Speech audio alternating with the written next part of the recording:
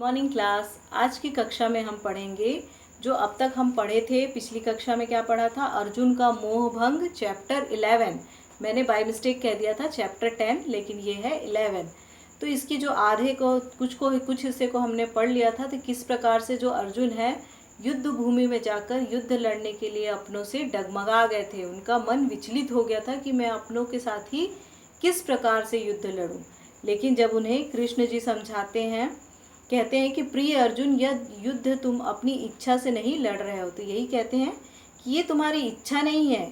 दुर्योधन और उसके साथियों ने युद्ध के लिए तुम्हें विवश किया है। और ये भी उसको समझाते हैं कि किस प्रकार से दुर्योधन ने किस प्रकार से गलत कार्य किया था, जिसकी वजह से तुम विवश हुए हो, मजबूर हुए हो युद्ध लड़ने के लिए। तो इस प्रकार के धर्म युद्ध में किसी प्रकार का मोह करना अच्छा नहीं है। तो इसी प्रकार की बातें समझाते हैं कि जो धर्म युद्ध है, जो धर्म के लिए लड़ा जा रहा है, उसमें किसी प्रकार का मोह माया रखना अच्छी बात नहीं है। वो हमें लड़ना ही पड़ता है उस धर्म के लिए, उस धर्म को अपने सही और गलत के फ़र्क को समझाने के लिए। तो अर्जुन धनुष बाण रखते हुए, हे कृष्ण, मैं यह युद्ध नहीं करूँगा। मैं अपने स्वजनों के वध के लिए गांडीव नहीं उठाऊँगा। मुझे ऐसी विजय नहीं चाहिए। तो वो कहते हैं कि मैं नहीं लड़ पाऊँगा अपने घर के परिवार के लोगों के साथ। तो वो अपना जो अस्त्र शस्त्र है उसे नीचे रख देते हैं। वीर अर्जुन, तुम आज कैसी कायरों सी बात कर रहे हो? तुम्हें युद्ध स्थल में यह अज्ञात कैसे हुआ? हृदय की दुर्बलता त्याग, युद्ध करो। तो जो श्री कृष्ण है उसे फिर से समझाते हैं कि आज ये कैसे कायरों की तरह तुम बात कर रहे हो? जिसने इतना गलत किया द्रौपदी के साथ और तुम्हारे भाइयों के साथ, सबके साथ गलत किया, उसको तुम किस प्रकार से माफ़ कर रहे हो? युद्ध के क्षेत्र में आने के बाद, युद्ध के मैदान में आने के बाद इस तरह की कायरों की तरह, डरपोक की तरह बात मत करो। तो अर्जुन कहता है, भगवान, मुझे युद्ध के लिए विवश न करें। अपने ही संबंधियों पर मैं किस प्रकार शस्त्र उठाऊंगा? तो उसका वही असमंजस था कि मैं अपने संबंधी, अपने रिश्तेदारों के ऊपर अस्त्र कैसे उठाऊंगा, उन्हें कैसे मारूंगा। श्री कृष्ण, यह वीरों का धर्म नहीं है अर्जुन। जो अधर्म पर चलते हैं उनका नाश करना ही वीरों का धर्म है। जो क्षत्रिय यह नहीं करता उसका सर्वत्र निंदा होती है। आने वाली पीढ़ी कहेगी कि अर्जुन कायर था, उसने पाप को बढ़ावा दिया। तो जिस प्रकार से उन्होंने गलत कार्य किया था कौरवों ने, तो अगर उसको सजा नहीं देंगे तो कृष्ण जी ने यही समझाया कि आने वाली पीढ़ी जो है तुम्हें कायर के नाम से, डरपोक के नाम से जानेगी। अर्जुन, यदि मैं हार गया तो क्या होगा भगवान? तो ये भी वो प्रश्न करते हैं अर्जुन कि अगर मैं युद्ध लड़के हार गया तो क्या होगा? तो श्री कृष्ण जी कहते हैं कि वीर पुरुष हार जीत की चिंता नहीं करते। युद्ध करना उनका धर्म है। धर्म पालन पहला कर्तव्य है, फिर चाहे हार हो या जीत। तो उसको ये भी समझाते हैं कि जो वीर पुरुष होते हैं वो युद्ध लड़ते हैं, केवल हार जीत का परिणाम के बारे में नहीं सोचते हैं, वो अपने कर्तव्य का पालन करते हैं। अर्जुन, तो क्या बंधु बांधवों को मारने को ही आप कर्तव्य कहते हैं? तो फिर उनका प्रश्न रहता है कि क्या मैं अपने रिश्तेदारों को मारूं, यही मेरा धर्म है? तो श्री कृष्ण जी कहते हैं कि अर्जुन, मोह त्याग कर विवेक के साथ विचार करो। तुम बंधु बांधव किन्हें कहते हो? शकुनी का छल, दुर्योधन का लाक्षागृह, द्रौपदी का अपमान, शांति संदेश के समय मेरा अपमान, क्या तुम सब भूल जाओगे?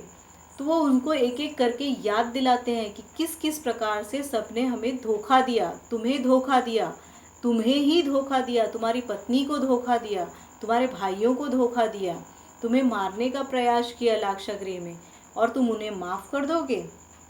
अर्जुन, बंधुवर वह तो ठीक है, पर फिर भी अर्जुन के मन में क्या थी?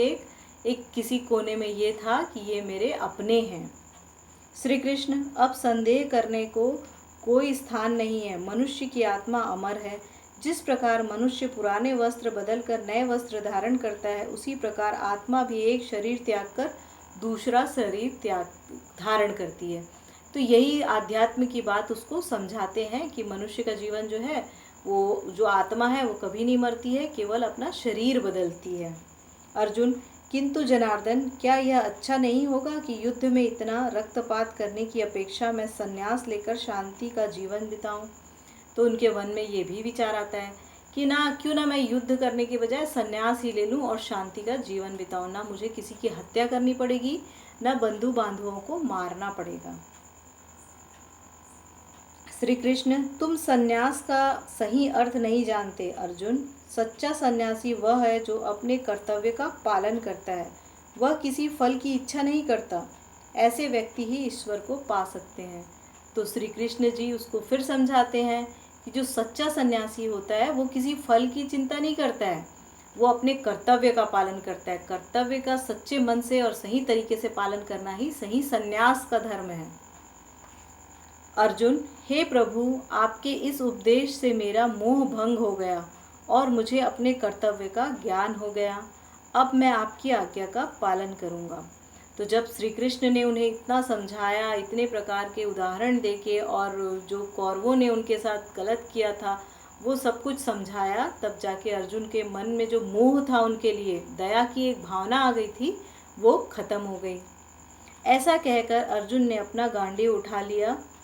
उनके बाण छोड़ते ही युद्ध भूमि में घोर नाद छा गया, युद्ध के नगाड़े बज गए। तो जैसे ही उन्होंने अपना धनुष बाण उठाया और तीर चलाया तो युद्ध भूमि में युद्ध की पुकार के लिए शंखनाद हो गए।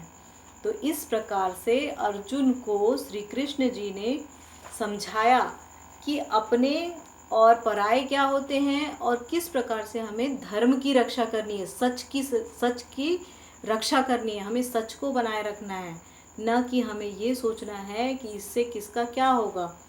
अगर उनके परिवार वालों ने, उनके ही भाइयों ने उनके साथ बुरा नहीं किया होता तो शायद ये महाभारत का युद्ध ही नहीं होता।